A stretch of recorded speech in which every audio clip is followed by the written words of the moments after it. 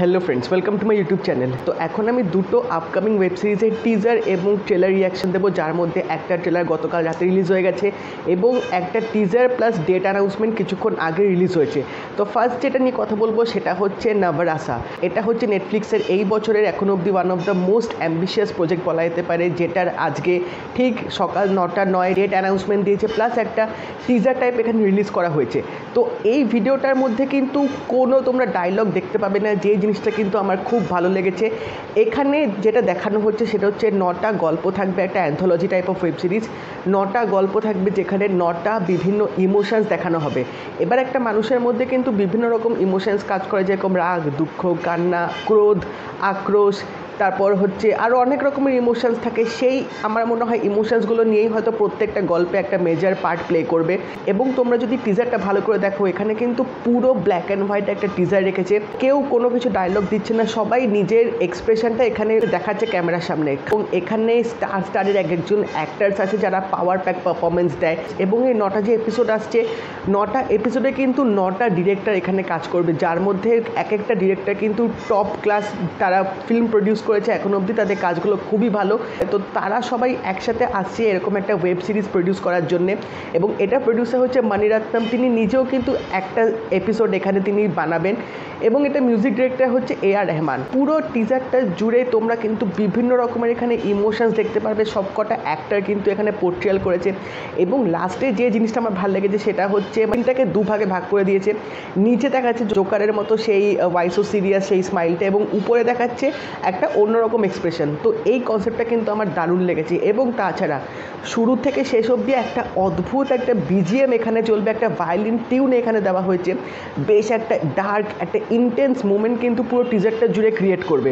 তো আমার এই ট্রিটমেন্টটা কিন্তু ওভারঅল দারুণ লেগেছে। ডায়লগ ছাড়াই যেভাবে এখানে টিজারটা রিপ্রেজেন্ট করেছে সেটা সিরিয়াসলি বেশ প্রশংসনীয়। এবং সবাই যেভাবে এখানে এক্সপ্রেশনগুলো দিয়েছে, বোঝাই যাচ্ছে যে একটা হয়তো আমরা অসাধারণ কিছু ইউনিক কনসেপ্ট পেতে চলেছি সাউথ ইন্ডিয়ান ফিল্ম ইন্ডাস্ট্রি থেকে।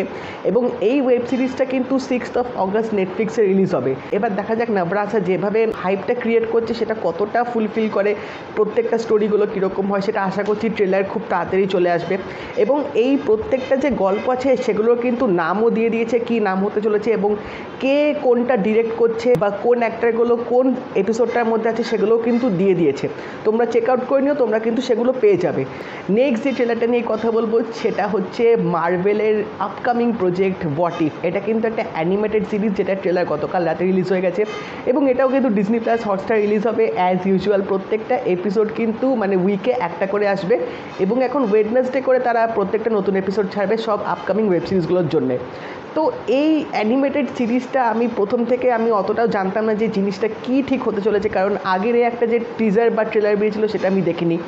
বাট এই ট্রেলারটা দেখার পর আমার লিটারেলি মাইন্ড ব্লোন হয়ে গেছে। মানে মাল্টিভার্স অফ ম্যাডনেসটা যেভাবে এখানে রিপ্রেজেন্ট করেছে, এবং প্রত্যেকটা ক্যারেক্টার মানে ডিফারেন্ট টাইপের তারা রোল প্লে করছে। মানে নামটা হোয়াট ইফ দেওয়া হয়েছে, তো সেজন্যই এখানে দেখাচ্ছে যে এই ক্যারেক্টারটা যদি অন্য ক্যারেক্টার প্লে করতো তাহলে কী হতো। যেখানে আমরা দেখতে পাচ্ছি পেগি কার্টার এখানে ক্যাপ্টেন আমেরিকার সেই কস্টিউম, সেই শিল্ডটা নিয়ে তিনি এখানে ফাইট করছে।